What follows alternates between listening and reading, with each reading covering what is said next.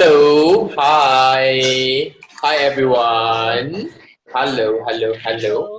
Okay, so I'm Beh, where Paul actually gives me a lot of good comments about me. So I'm really thankful, and also I'm very happy to actually get to share a little bit of my experience with you guys. And thank you. I'm very happy to be here. Okay, so before I actually go into DaVinci Resolve, I will like to share a little bit about myself. So I'm going to share a little bit of my slides. So give me a minute. Let me set it up.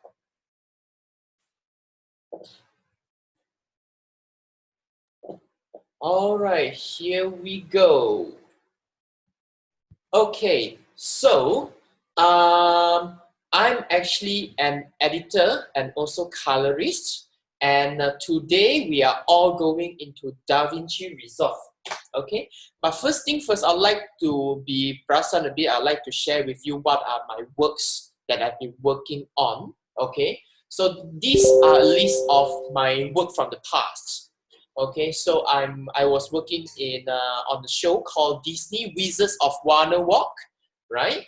And this one, it was a production from last year, and 13 episodes of them, everything shot in Malaysia. All the cast are from Malaysia. So this is a Malaysian product for Disney Channel. I was the head of editor for this particular project.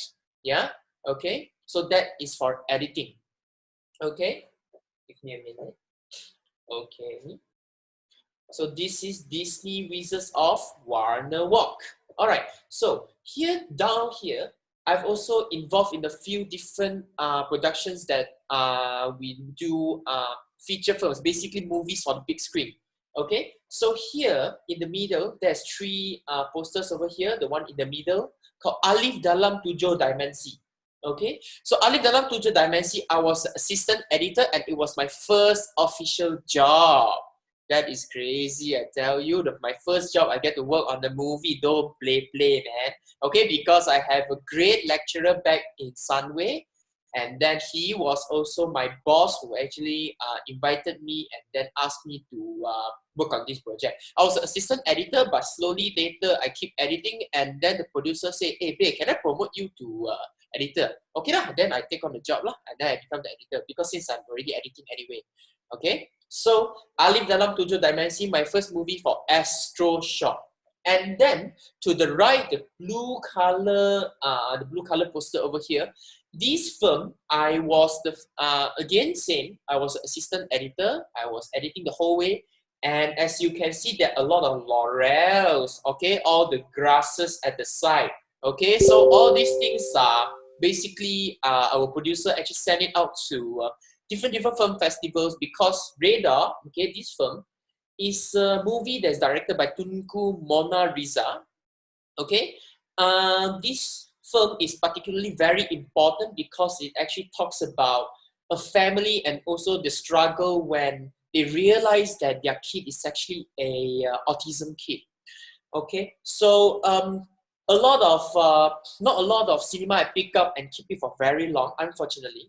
But the good thing is that it get recognizes everywhere in the world, and I think some of the hospitals actually had like a private screening for the film. I'm not sure about like any churches or mosques actually get to do that, but I know that our producers actually get they try to approach them to do that. Okay, and actually Radar, this film was the film that got me to meet Mr. Paul Gunn.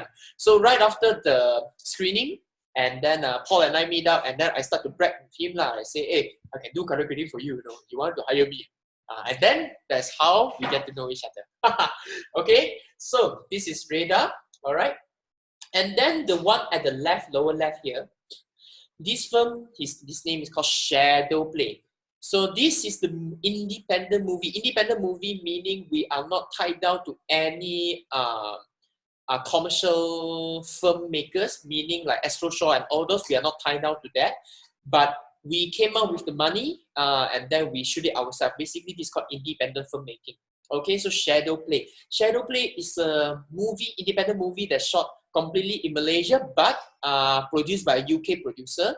called 2710. Okay, and this particular firm, it's a groundbreaking firm, I will say, because we actually get to edit, we also get to color, we also get to do a little bit of visual effects, everything on Davinci Resolve. And most of the shots that we shot during production, the main production, was actually run on the camera that's also manufactured by Blackmagic Design, meaning Blackmagic Design is actually the mother company of Davinci Resolve.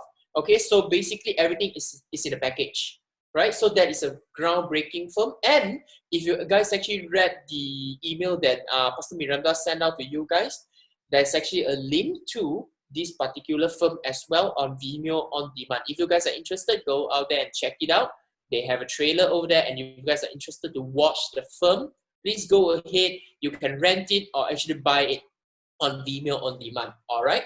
Okay. So on the lower right over here, we have a short film where I think this is my first short film that I actually color graded for my friend. Okay, so this is my Buzz Radio. I'm not sure whether you guys know them. This is actually short film directed by Victor Chen Yifei. Yeah, also a close friend to Paul, and also I think it's also produced by Andy Darrell Gomez, or at least he wrote the script, I think. Yeah, so we all of us are friends, and my Buzz Radio also got a lot of recognition out at the different film festivals as well. And then on the top right over here, this is a short documentary called Spray. So the filmmaker is a very interesting guy, where my boss actually get to meet him in a I think it's a film festival, in the Malaysian Film Festival, and then he asked one of the curator and say, hey, you know who edit films? I want to get someone to edit. And then the curator actually get to find my boss, and then he started edit for him, and then I get to color it. Okay, so this is a short documentary about Zika virus, and it's one of the most important short documentary that I've involved, because the director actually goes to US, Brazil, and Vietnam to make this film with different people, and covering different stories back which have different backgrounds about like Zika viruses, whether is it real virus, whether is it really from mosquito, or it's a man-made virus. Yes, it's a very huge, it's quite a huge topic that they are discussing. Okay, so maybe it's a bit like COVID-19, maybe in 2 years time, the director will say, I want to make a film about COVID-19.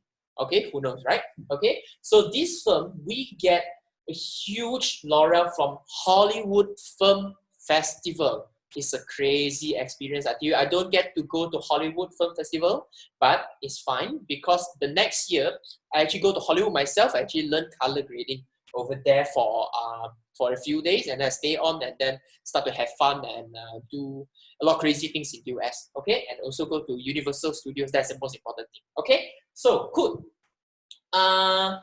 Before I, okay, so I'm actually done with what I want to say about myself.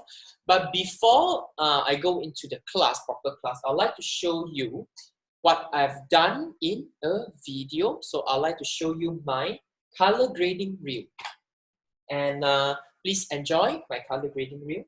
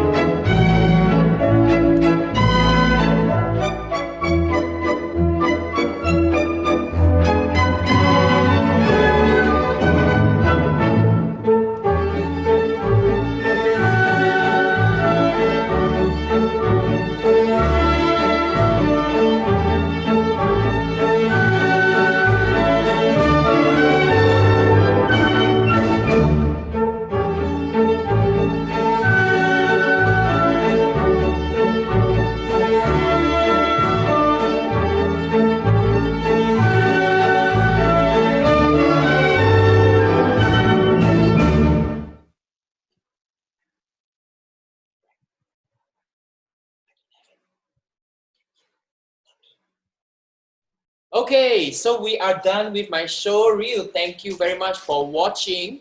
Okay, thank you, thank you, thank you.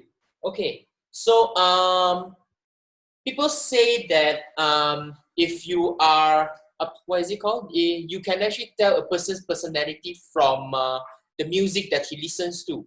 Okay, so the same. I hope you can tell my personality from the music that I use in my showreel. Okay, it's a very classical. It's a classical music lah. I like to use classical music because it feels very like chante, and then it feels very a bit high class lah. Yeah. All right, so DaVinci Resolve actually has two different versions, okay? So there's the free version that you guys are using, and then there's also the paid version, all right? So the paid version actually costs $299 US. I'm not sure how much is it to convert it to Malaysian ringgit right now, but I think it's about 1,200 ringgit. Okay, so what is the main difference about these two versions, the free version and the paid version? Great thing is that the free version can do at least 80% of what the paid version can do, because the paid version it can do all the advanced things that a lot of times we don't really need, and also is very computer hungry. Okay, but why are we choosing DaVinci Resolve today? That is a very important question that you want to know, right? Okay, do you guys agree with me or not? Why do we choose to teach DaVinci Resolve but not Final Cut Pro, but not Adobe Premiere Pro, right? Okay, so like some of the reason that Paul actually covered just now already. So the reason why we are using DaVinci Resolve is because it's legally free. You don't have to download and crack or torrent it. Okay, so we don't commit into any sin. That is very important. Okay, it's legally free. Okay, number two, the reason is it is a Hollywood grade edit machine. This is crazy. None of the software out there that claims Hollywood grade will give you for free. So why not we use it? Correct or not? So let's just utilize the free software of the 80% of power that we can use, and then we try to create our own content. That is very important. And now is the best time to do it because like all the financial speaker and all the financial educator, what they will say is, it's never too late to learn about financial education. Same thing to this one, because if I can be a video editor and a colorist, you can be as well. But today we won't be covering a lot about color yet. Okay, so Paul will cover editing, and I myself will do a little bit of how to set up and how to actually export it to social media website. Because I know that a lot of people like all the other participants out there, we are definitely aiming to create contents for social media website and for the church, and also for maybe our vlog for our Instagram and stuff like that. Okay, so the most important thing today is everybody learn the basic and able to do something. Okay, that's very important. But yes, I know that DaVinci Resolve is a bit hardware thirsty. I'm sure you guys have run the installer when you guys install the DaVinci Resolve, and then it will tell you, oh, you can actually run this software, oh, you cannot run this software. But no worries. Today, all the materials that Paul prepared for you is actually able to run on any consumer PC or laptop or like desktop. Okay, so it's not very hardware thirsty on that. Okay, so I'll start off DaVinci Resolve. Let me go through my slide again just in case I forget something. Okay, so let me see. Okay. So if you guys want to, please feel free to go and activate your Resolve, and let's do this together, shall we? Okay, so I'm going to share my screen again. All right, here we go. So for Mac user and Windows user, all the DaVinci Resolve should look almost the same. So let's go on. So I'm going to launch my DaVinci Resolve. So when you launch DaVinci Resolve, first thing first, you will see this rectangle picture, and usually it's different pictures lah. So you and I could be seeing the different picture. So this one we can see like this lady is working on the visual effects, and then you might seeing a lady eating the noodle with a camera at the side or things like that. It's different. Okay. All right. So here we are in DaVinci Resolve. Okay, so what is so special about this Davinci Resolve? Why is it so different? Let me share with you. So first thing first, Davinci Resolve here run on database, but no worries. Today, as you can see, there is two database on my side here, but for you guys, it's usually on local database because right now on my local database is a little bit messy. Let me show you because I have like different projects going on, and also one of Paul's short film, as you can see, Raphael Grading _ Bay online. Okay, Raphael Grading Bay. Okay, I'm not going into that, no worries. So you guys please just go ahead and stick with local database as there's no project going on in there. But for me myself, I'm going into MacsterClass. All right, it's the same thing. Everybody will be doing the same thing. All right, so here we will see an untitled project. Okay, what does it mean? Basically, if let's say if you want to start on working on any project to create any form of editing and color grading and all sorts of things, we have to use the untitled project over here. As you can see that right now, everyone here is I'm sure about 90% of people here are using Davinci Resolve for the first time. So everybody will be seeing same thing here, untitled project. All right, let's click into it. All right, here we go, perfect. Okay, so I'm going to tell you and show you like what are these pages for at the lower bar here. Can you guys see the lower bar here? If you guys can't, and then I will minimize my screen a little bit. Please let me know, yeah.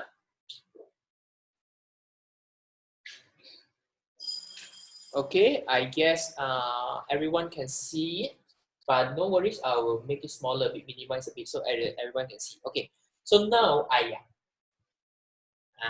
okay, so there are actually different pages at the lower bar here. All right, there are 1, 2, 3, 4, 5, 6, 7 different pages. And what does it mean? Don't worry, I'm going to demystify it for you today.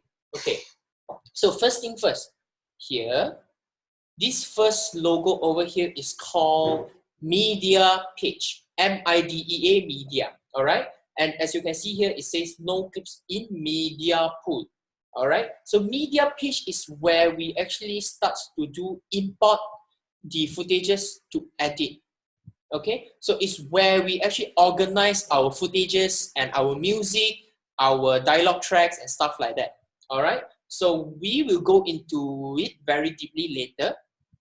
So, and then the second and the third page, all right? The second page here is actually showing the cut page. And the third page over here is showing the edit page, all right? I'll go into the edit page first and then go into cut page, okay? So, edit page is actually where we do our editing. Traditionally, everybody starts edit here. Okay, so this is where you start to craft your story. You want to put in different kind of music for different mood, and then you want to do like all sorts of titles, subtitles, and then do like all your crazy transitions, all the zoom in and zoom out, all the very yang transitions. Okay, you can do it here. But Blackmagic Design, which is the company of Davinci Resolve, the engineer behind it, they start to realize that not a lot of people are using edit page to start off their project. They need something faster, especially because there's a demand out there that says, especially for live media people, and then they say, hey, I don't want to go into too deep and too many things. I just want something simple, can or not? And then the engineer say, okay lah, like that lah. All right lah, I will create something easier for you, which now they created a cut page. Okay, so the cut page is actually like, I think about, you can do 30% of the work of edit page here. Is where you can quickly start to create your timeline, and then you can do a very quick edit for here. So let's say for those live people where they really have to faster shoot and then faster edit, they will usually use this cut page. But today we won't be covered on cut page yet, because whatever we can do on cut page, we will do on the edit page. So let's just focus on the edit page, and Paul will be doing that. All right. Okay. So the fourth page in the middle. All right. This is the Fusion page. All right. I'm sure some of you guys, when you guys switch to Fusion page, it will start to like lag a bit. But no worries, it's normal. Okay, because Fusion page is actually a visual effects page. We use it to do visual effects. Okay, so let me tell you a bit of story about Fusion. So long time ago, okay, not so long ago lah, maybe 5 years or 10 years, within these 10 years. Okay, Fusion used to be a standalone software. And then the thing is that it's so expensive that nobody can buy. And what happened to that? Everybody will say, oh, you're so expensive, how to buy? No income, no anything. What happened? Bankrupt. Okay, when they go bankrupt, and then Blackmagic Design, again the company of Davinci Resolve, they say, okay, I look at my company accounts, I think I have a bit of money lah. Okay lah, I will help you, I'll buy off your company. So they buy off, Blackmagic Design will start to buy off Fusion. And then they incorporate it, and then they make it to their own, they make it into their own software, and now they incorporate it into Davinci Resolve so that everybody, when they finish their edit or whatsoever, they can straight away go into visual effects. So this is the backstory about Fusion. Okay, Fusion is a very high-end software that Hollywood guys or Bollywood guys or whatsoever, okay, they use it to do visual effects, very high-end software, okay, and now it's free for all of us to use. But the thing is, we are not going to teach you Fusion because I myself is not very good in visual effects yet. So I'm very sorry about that. If you guys are interested, please go ahead to Blackmagic Design's website. They have some kind of tutorial to show you as well, if you guys are interested. Okay, so next, the fifth page, my favorite page. This is the page that will provide my bread and butter. Okay, I'm telling you, this is a very important page. Color page, the most famous part of Davinci Resolve. The most famous thing. Why Davinci Resolve is so famous? Because it is the color page that makes it stand out from the whole industry. Okay. Again, today we won't be covering too much about it, but I'll go through with you the deep history and stuff like that next week. Okay, so stay on. Next week we have very important things I'd like you to know. Very important. Okay, stay with me. Next, the sixth page, Fairlight. You will see like a music symbol over here. Okay, so what does it do? I'm not sure whether you can use it to compose music or not, but people use it to actually do what is it called? Audio mix. So that is very important. Okay, so Fairlight, again, it has the same story as Fusion. So what happened is that, again, your software is way too expensive. Nobody can afford it, right? And then bankrupt. After bankrupt, Blackmagic Design look at their pocket again. Oh, my pocket is actually quite deep. I have quite a lot of cash. Okay, I give you some cash, I buy over you. I incorporate it into Davinci Resolve. And now everybody can do audio mix inside Davinci Resolve straight away. Okay, so as you can see over here right now, until I cover the sixth page, what is the point that Davinci Resolve is trying to prove? It's actually trying to prove that everybody now can do all the professionals are doing in all the different softwares in one software only. So that is what they wanted to try to push this idea. So they push their engineer to try to put so many different things in one software. Every single day they are working to try to update and make everything better for the user. Okay, so the last page, delivery page. This is the last thing that I will cover today and try to help you with all the different options over here. As you can see, we have so many different things. Oh my goodness, so confusing, right? No worries, we are going to cover that deeply later. Okay, so delivery page is where we are going to do our export. Okay, meaning we are exporting our beautiful video that we do for like our vlog, our church video, our bread and butter corporate video, our commercial and things like that out to the society, to the big billboard, to Netflix, okay, to YouTube, to Vimeo, to Facebook. this is where we are going to send out our video. We are going to render out, export it out, and then upload it anywhere we want. Okay, very important. Please stay on with me. Okay, so here, why is it assigned like that? So the reason why is we can start from the first thing is import. We have to import it, and then we do a quick edit on our cut page. Okay, and then we do specific editing inside our edit page. When edit is done, we jump into Fusion. I'm not going to click into that, it's going to be lag. Okay, so don't worry. Okay, and then once I'm done with my edit, I'll jump into Fusion to do my visual effects. And when I'm done in visual effects, I'll go into color.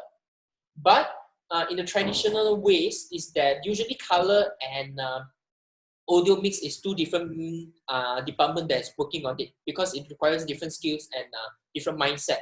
Okay, so usually color grading and audio mix happen at the same time. And when all this is done, we go to the last page and send it out to our social media website. Okay, so this is why it's designed like that. Okay, this is Davinci Resolve all the pages. Okay, so before we actually go into learning how to import things, what we are going to do is we are going to go into our system settings. Okay, so now I'll need everyone's attention and follow me. Okay, so whatever I do, you need to follow as well. All right, so let's go. So first of all, use your mouse. Go on top to your top left over here, you will see Davinci Resolve. This one same goes to Mac and also Windows user. Okay, everyone is the same. So let's click on Davinci Resolve the word.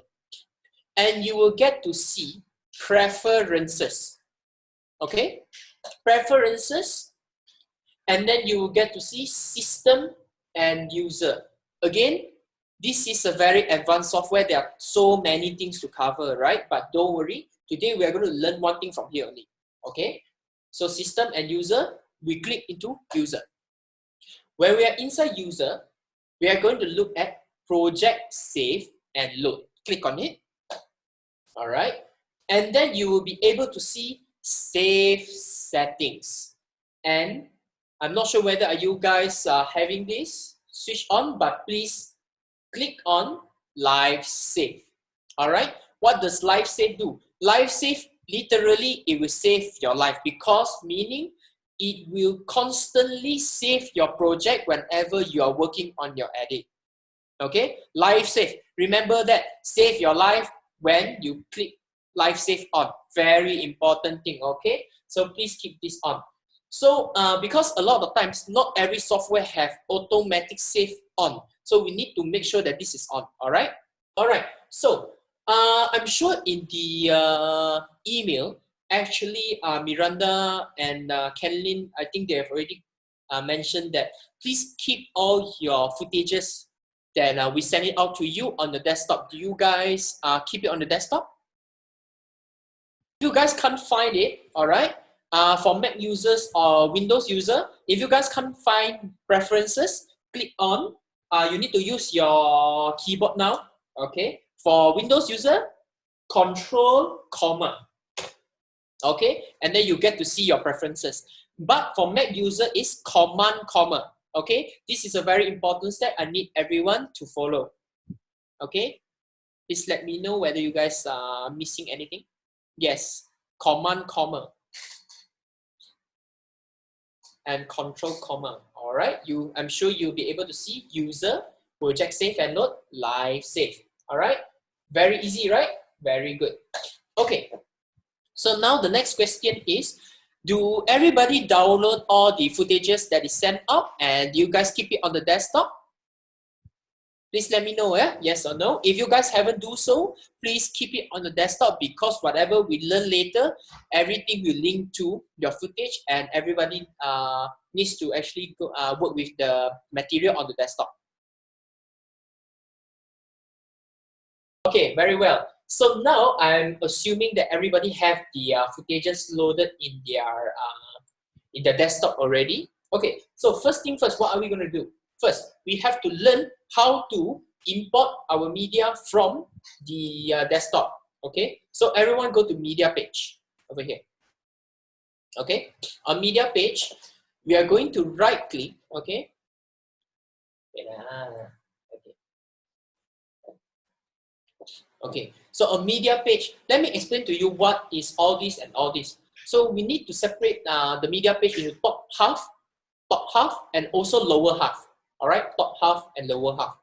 Top half is actually where we are going to view whatever is on our desktop or on our inside our hard disk on our computer. All right, and then media pool over here, as you can see, no clips in media pool. This is where we bring everything into Davinci Resolve. So the top half is outside, the lower half is inside. Okay, very good. So right now what we are going to do is, we are going to create a shortcut to desktop. Okay, how does it link to your desktop? All right, so on media storage over here, can everyone see this? Media storage. Okay, if you guys can't see it, please click on media storage and you will be able to see different hard disks. Okay, so I believe usually for Mac people will get to see Macintosh HD, and for Windows user, you guys will get to see your C disk. All right, so let's ignore all of that. Let's right click here. Okay, and you'll be able to see add new location. Click on that.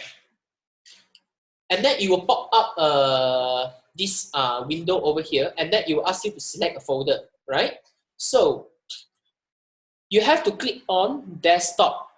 You need to select desktop and then click on select folder. Once you're done, you'll be able to see a desktop shortcut is added into your media storage. So this will be easier for you to go through whatever your footages on your desktop. This is a shortcut.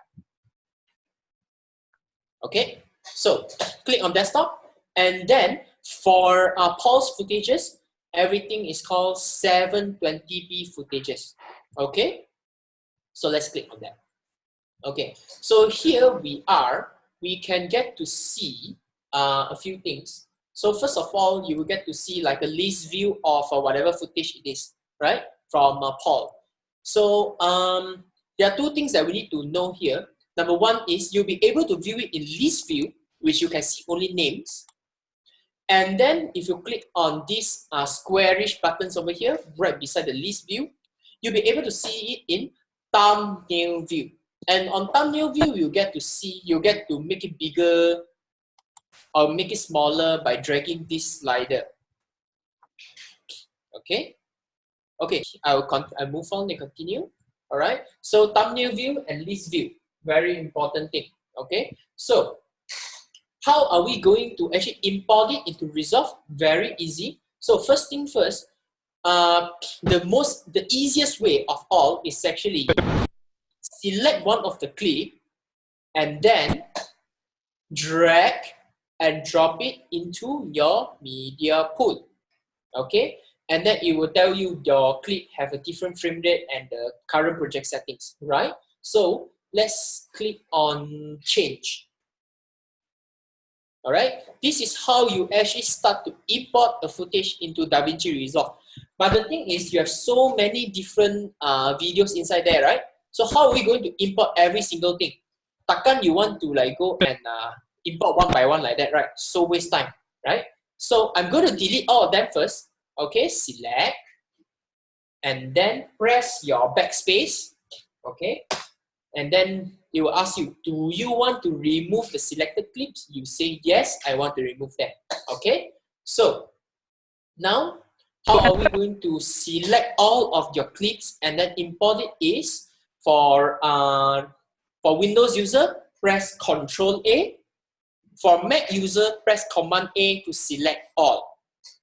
Okay, Control A or Command A. And then you will see all your thumbnails are actually highlighted with an orange color outline.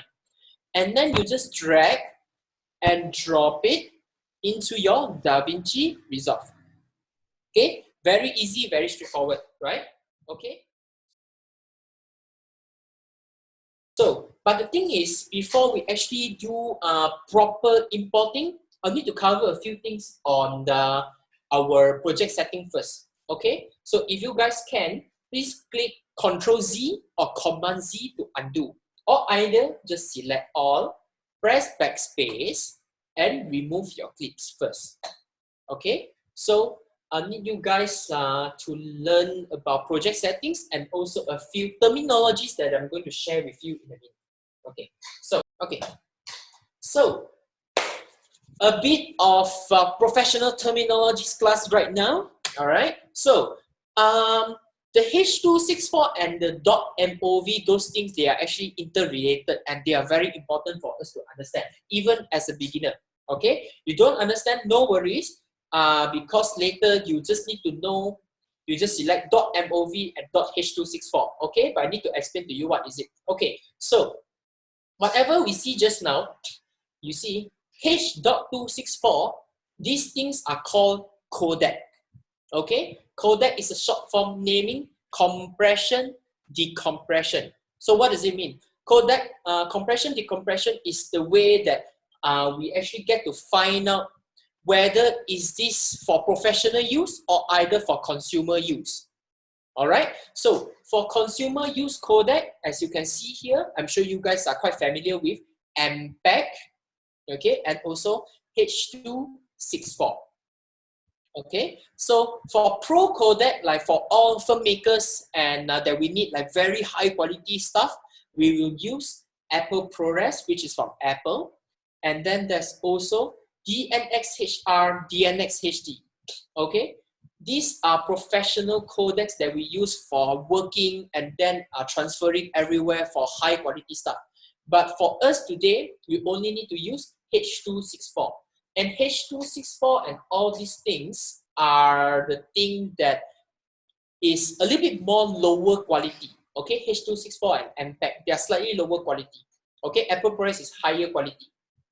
All right, so as you can see here, all the professional codecs like Apple ProRes and DNxHD, okay, they are low compression, high quality, huge file size. But for consumer codec like H.264 and MPEG, they are high compression and low quality and small file size, and they are streamable. Okay, so pro codec are for working. Consumer codec is that when we use it to send it to our YouTube, Vimeo, and whatsoever, so that everybody can stream it because it's a very small file size and can access it with Wi-Fi or like cable and things like that. Okay. Next, what is format? Format is basically all the extensions that we see: the .mov, .mp4, .mp3. I'm sure everybody knows what's .mp3, correct enough. And then also .wavefile. And then also there's like .avi, .mxf, all sorts of things. Basically anything that comes with something at the back of your footage, your name, is called format. So format is actually a container that it stores your codec. All right. So container is technically like the .mov, the .mp4 and MXF. And the cool thing is that they can share different codecs. Okay, a little bit confusing now, I know, I understand, but I'll give you a common example later. So .mov, this format can actually store H.264, like what we mentioned just now, consumer codec. And Apple ProRes and DNxHD, those are professional codecs. All right, okay, and then MP4, it can store H.264 and MPEG-4. And for MXF, is usually for pro use, professional use, and it can store DNxHD. All right, confusing, right? Let me tell you, I was confused also last time, but someone gave me a brilliant example. Let me show you. Okay, so let me ask you, how do I need to relate this into something very common, which is food. All right, I need to demonstrate a bit lah. Okay, so codec is actually your cooking material. All right, for example, let's say if we want to cook something that is very high class, what do we use? We use expensive food material, correct or not? Like for example, if you want to cook beef steak, what kind of beef do we use? We are going to use Australian steak, correct or not? Or either Wagyu beef steak, correct or not? Right, okay? So all these are different codecs. Whatever it depends what you want to cook. If let's say you want to cook something very luxury, you use very pro codec, which is all the Apple ProRes and also the DNSHD and whatsoever, right? If let's say you want to cook laksa, you are not going to buy Australian beef stick to cook laksa, correct or not? We are just going to buy what is it called? We're just going to buy the noodle and then kampong fish and all those kind of things, correct or not? Okay, so it depends what you want to cook. If you are going to cook affordable food, you are just going to use affordable food material. Okay, so consumer codec is like affordable food material. You can get it anywhere. You can cook whatever you want to cook for affordable food. Okay, but the thing is the quality might not be very good. Okay, so what is consumer codec? H.264 and MPEG, because they are high compressed, okay, highly compressed and small file quality. All right, so just relate them to food. Pro codec, luxury food. Consumer codec, affordable food. All right, and what is format? Format is basically where are you going to eat the food? Okay, where are you preparing the food? The location of you eating the food. Okay, so for example, luxury food and affordable food. Technically, you can eat anywhere, correct or not? You can eat in a high-class restaurant, or some high-class chefs suddenly they resign from their high-class restaurant and then they open a small stall right beside the road, correct or not? Or they either rent like a small stall in a food court and then they cook for you, correct or not? Okay, so basically, all these things are like what I say just now, what I mentioned just now. Okay, so you can see that, for example, MOV here, okay, you can store affordable food, H.264, okay, consumer codec and pro codec, Apple ProRes, okay, and then also for MP4 you can store H.264, okay, so you can see that MOV and MP4 actually shares the same storage. They share the same codec, right?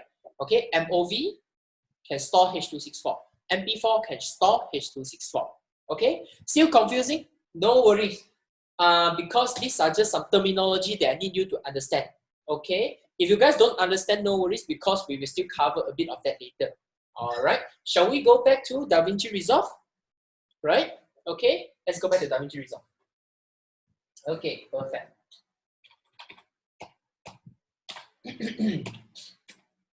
All right. Okay. Now I need everyone to go back to Davinci Resolve, and then we need to learn how to set up project settings. Okay.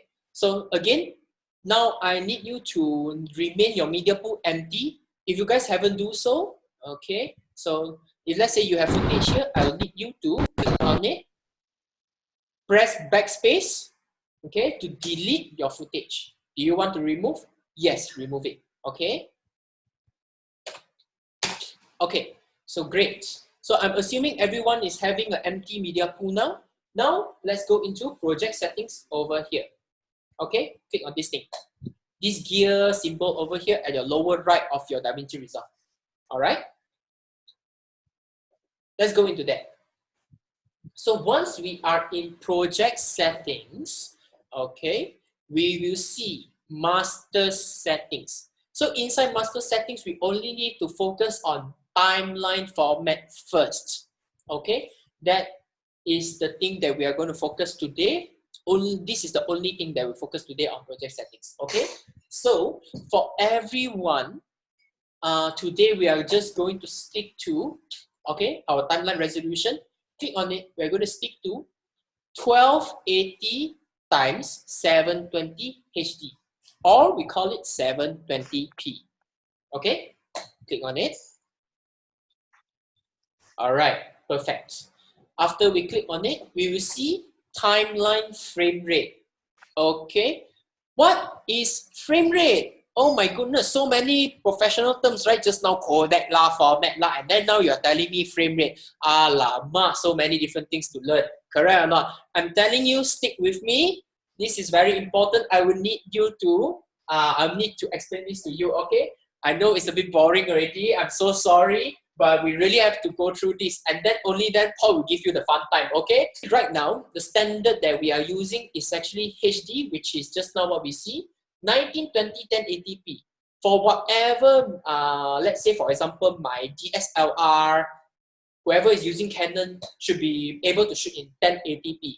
Okay, but the thing is, not everyone's computer can process that, because not everyone's computer is actually very up to date or either have the latest processor to process that. So that's why we decided to use 720p footage to encourage everyone to create something. So let's say if you have an iPhone or anything, if you want to shoot something but you don't have a very good machine to edit, I will recommend you guys to shoot in 720p first as a starting point.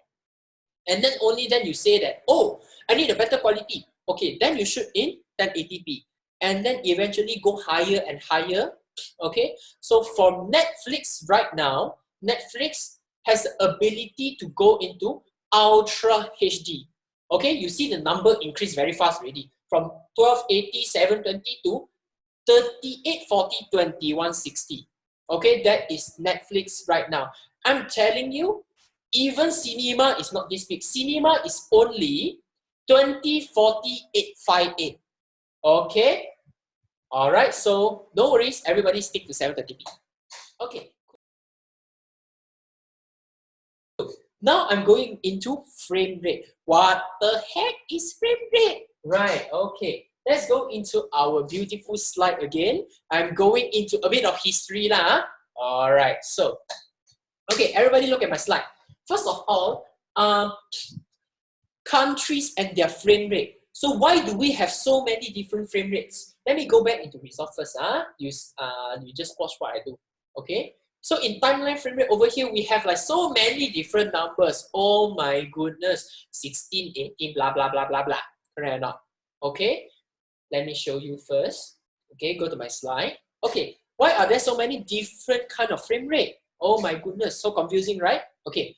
Because actually there are different systems in different countries. So in some of the countries, they use this term called NTSC. I'm sure you guys know what is NTSC. When you switch on the TV, you will see like NTSC or like PAL or something like that, correct or not? Especially for people who are around my age, like 20 something and above.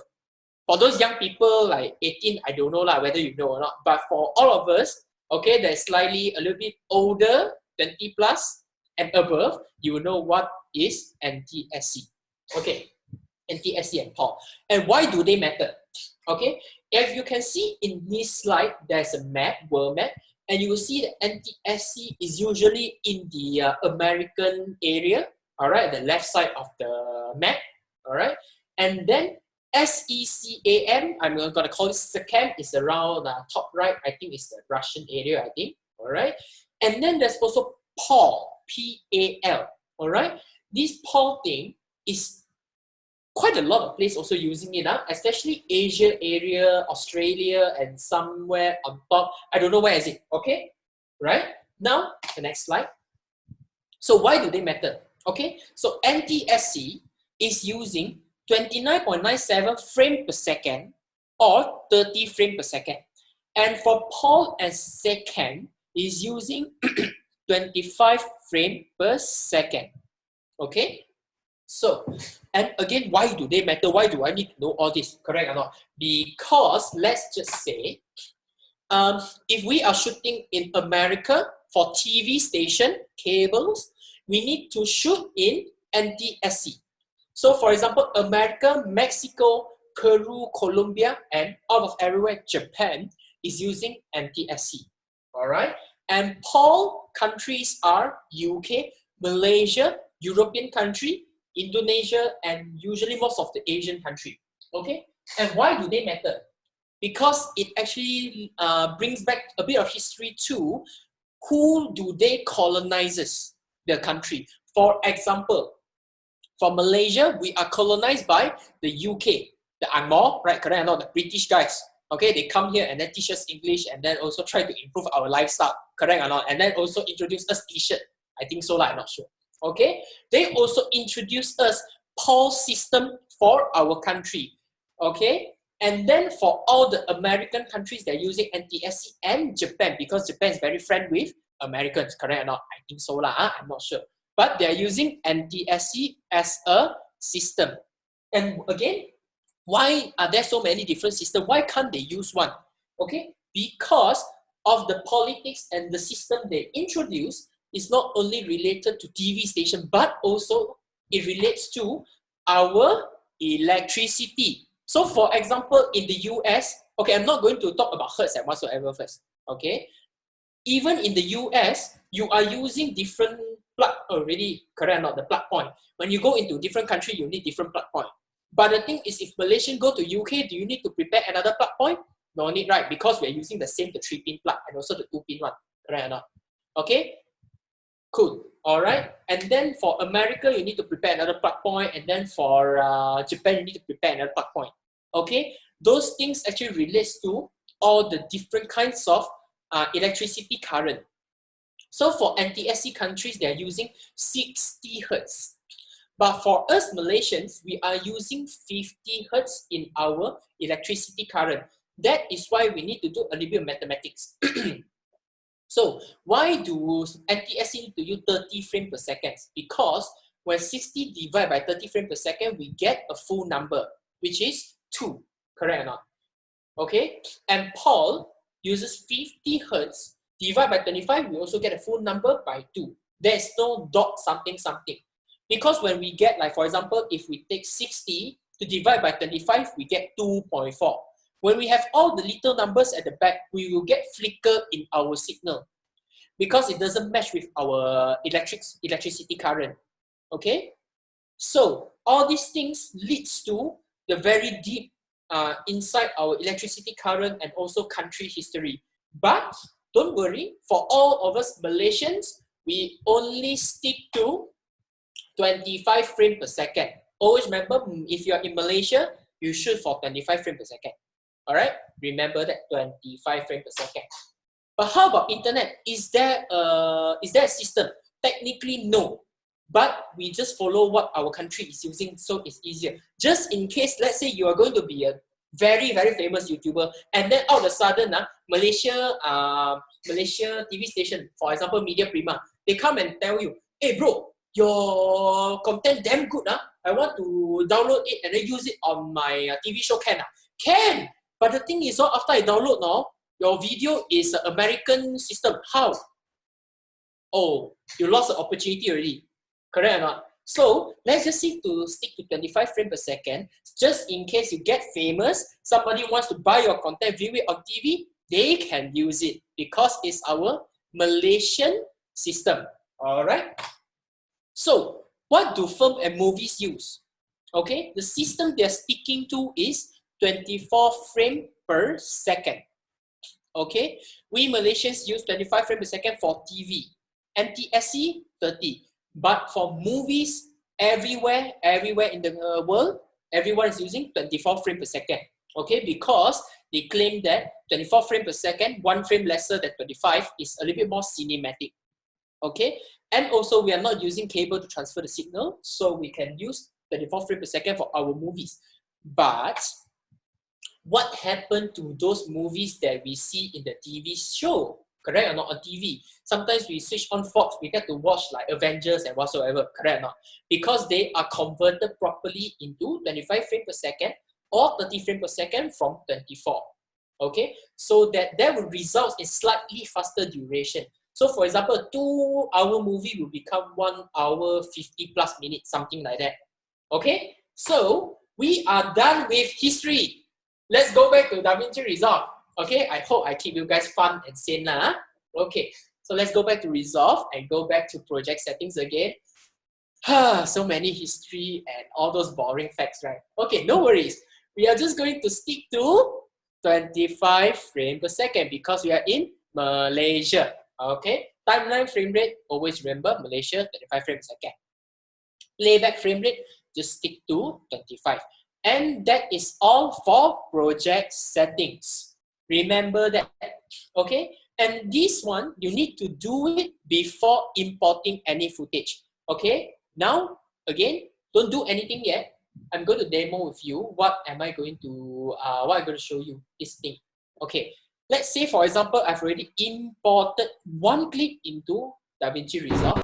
What will happen is that in your timeline frame rate right now in project settings, it gets gray out, meaning you cannot change it anymore. So before you edit, you need to make sure that I have already set it into the frame rate that I want. Okay, again, in our case, 25 frames per second. So let's just say if you accidentally import it already, and then you set your project settings, cannot set how? Again, you just remove your footage, and then go into project settings, and then you can change it. Okay, remember that? 25 frames per second. All right, so now, I need everybody now work with me again. Move your thumbs, move your fingers. Okay. All right, so here are a few things that we need to keep our footages a little bit more organized. Okay, because be an editor, a lot of times, let's say for example, you shoot like an event video, correct? If you shoot event video for your church, it's not only a one-day thing. And it's not only a one memory card thing, correct or not? Usually it will go to 2 memory card, 3 memory card, or either 1 day, 2 days, or 4 days, or 10 days, correct or not? Okay, so in this case, how are we going to keep our footages very, very organized is, we have to create folders to keep things organized inside Davinci Resolve.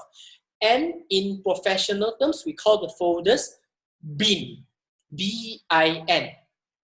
Okay, the same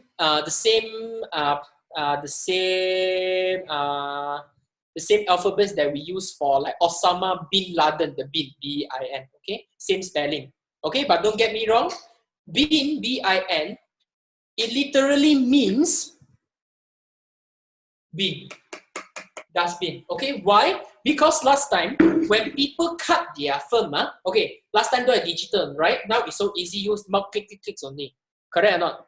Okay, so but the thing is, last time we have tons of things that we need to go through. For example, your film rolls like that, and there are about hundreds of them. How are we going to organize them? So what they do is they literally put all these hundreds of them into the bins. And then they have to take out from the bin and then they cut. Okay, so imagine last time when they do editing in such a small room, there's no enough space for bins. Okay, so it's crazy last time. So now it's so easy. How are we going to create bins? Very easy. Okay, do you guys see master over here at the lower half? Okay, so we just right click on here. Okay, under our master here, this is master bin actually, but we don't see the bin. And then we create new bin. Okay, so this is where we create bins. Okay, and then we are just gonna name it footage. Okay, when I click on master, you will immediately see a folder appear. All right, so this is what we call bin, but actually it's a folder lah. Nowadays it's folder. All right, so how are we going to rename it? We just click on the name here and then we just type footage. Okay, and then when you are done, you click on the footage folder here at the side, the list here, click on it, and then select all the footages. All right, you can use your mouse and then select, click and drag and select, or either use Control A for Windows and Command A for Mac user. Once you have selected them, click, drag, and drop into the footage folder. So this is how it works. Okay, so now you have already successfully imported your footage into Davinci Resolve. Okay, I'm not sure whether you guys have this extra material or not, but on my side here, I actually have some sound effects. Okay, you guys don't have it yet, yeah? Okay. Should we send them the sound effects folder later? If let's say later when you guys have the sound effects folder back already, what you need to do is, again, you come to the list over here, right click, press, select new bin or add bin. All right, and then you are going to name it SFX. Okay, SFX meaning sound effect. And do the same procedure, select all of them and drag and drop. All right, so this is where you have all your sound effects to be imported, and they are beautifully organized in your Davinci Resolve. So let's say if you have 10 days of footage, you won't get confused like, ayo, where do I save my day 3 footage? Yeah, it's actually in the master bin. There are so many things. All right, no worries. Once you know how to create bins, you know how to be an organized person in terms of edit and also in life. Okay, so here I need to demo just a few more things. Okay, if we click on any footage, you will get to see this thing, your screen here. This is called a viewer. Your viewer is where you get to preview what are you going to have into your edit system. Okay, so let's say I click on my clip here. Okay, I can play back by pressing space bar. And 3, 2, 1, action. And then we get to see our actor running into the frame, correct? Okay? Or either, go back to the first frame, we click on this triangle button that's pointing to the right to play. And 3, 2, 1, action. Okay? So that is how to play forward. And if you want to, you can also play reverse backward by pressing this button, okay, this triangle button, pointing to the left side. There you go. Okay, Yeah. First question. I have other bad stuff like HyperDeck and microconverter. Do I get free license? That's from, we shall not reveal who that is. All Okay. anonymous. All anonymous. All right. Okay. This one depends on the Blackmagic design themselves. Okay, because they decide what kind of hardware you purchase, and then you come with the paid version of Resolve. So for example, Blackmagic Design actually has this kind of bundle thing where you buy the camera, the Ursa Mini, the BMPCC Blackmagic Pocket 4K and the 6K. It comes with a license where you can actually get to use it for the paid version. But the thing is, you need to download the paid version software. Okay? But if you have the HyperDeck and all these other hardware that doesn't come with Resolve, then I'm very sorry, you cannot. Okay, next question. Is there any recommended minimum PC requirements? Actually, yes. But again, it depends on the situation and how much budget do we have. So usually, actually, if you search Google, if you search for Davinci Resolve PC requirement, it will actually shows up a document that is actually prepared by Blackmagic Design.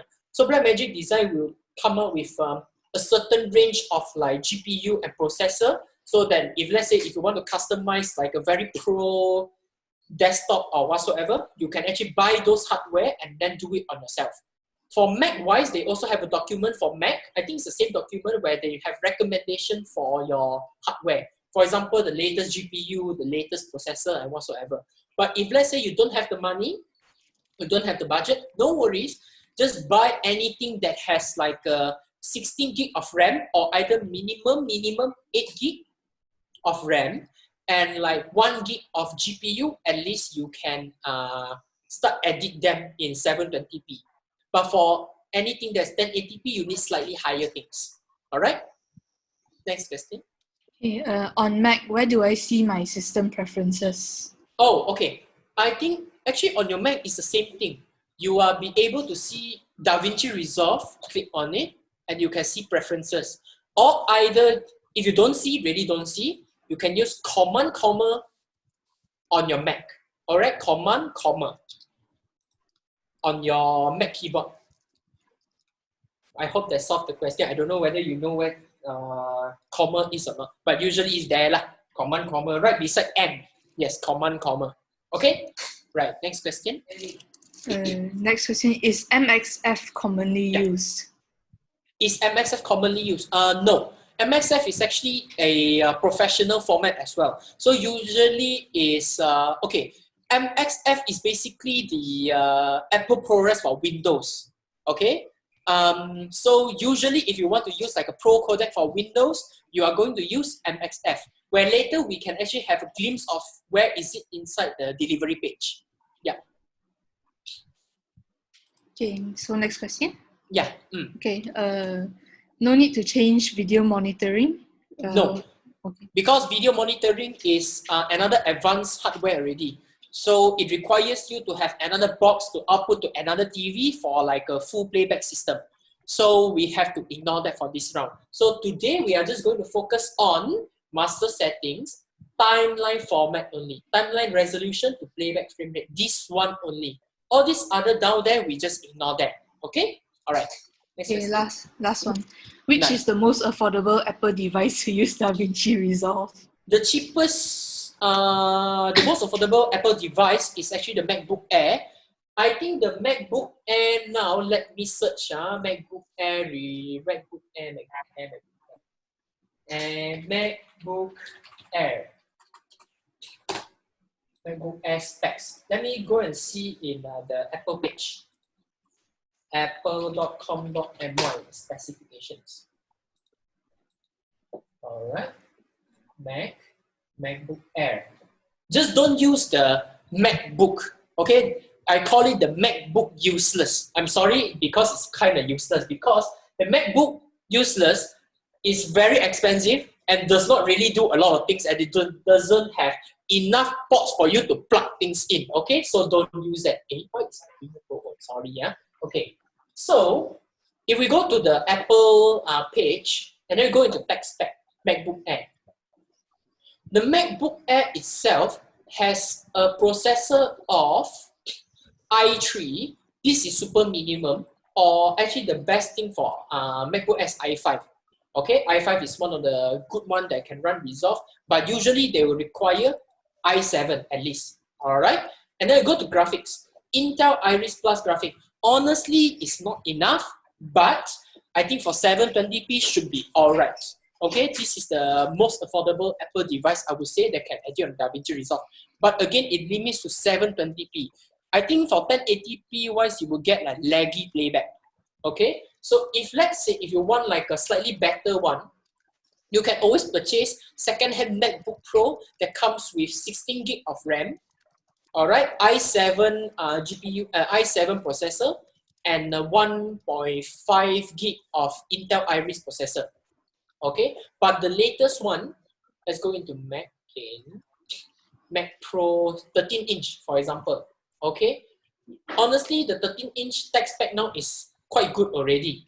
Okay, why? Because the processor also got i5. Okay, your graphics also the same Intel Iris Plus. That is not bad already. Okay, but also your storage, you need to have enough storage. You need to have like at least a 256 gig. Okay, the best is like multiple terabytes. But if you can't afford it, no worries, you can always buy a cheaper hard disk to store all your footages. But for your system to run, you need at least a 256, okay, 256 gig. Okay, any questions anymore before we go into break? One last one. Let's go with one last question before we break, because Yes. I know we are all hungry. Yes, we are all knowledge hungry and our tummy also hungry. Okay. Yes. Is Last Davinci question. GPU or CPU intensive? Hi, John. Thank you very much. Okay. Honestly, it depends on what you do. So let's say, for example, for Davinci Resolve, right, usually it requires a lot of GPU, okay, graphic processor units. Okay, why? Because that Davinci Resolve is actually designed to do all the finishing work, we call it. Because, okay, finishing work meaning we have to do color grading and visual effects, and we require a huge amount of quality inside the footage to do all those proper finishing. So that's why it's actually a bit of hardware hungry, hardware thirsty, and it needs very good GPU. So in that case, Davinci is a GPU intensive software. but your CPU is equivalent important because you need a good CPU to actually, I'll use professional terminology, to encode and decode your footages. Okay, so that is quite important because we, at our end, we usually receive a lot of pro codecs that's super duper heavy. So we need a lot of GPU to process them and also CPU to process like debayering and all sorts of things. Okay, but if you have the budget to invest in either one thing, GPU or CPU, okay, your CPU needs to be at least i7 and you spend all your other money on the GPU.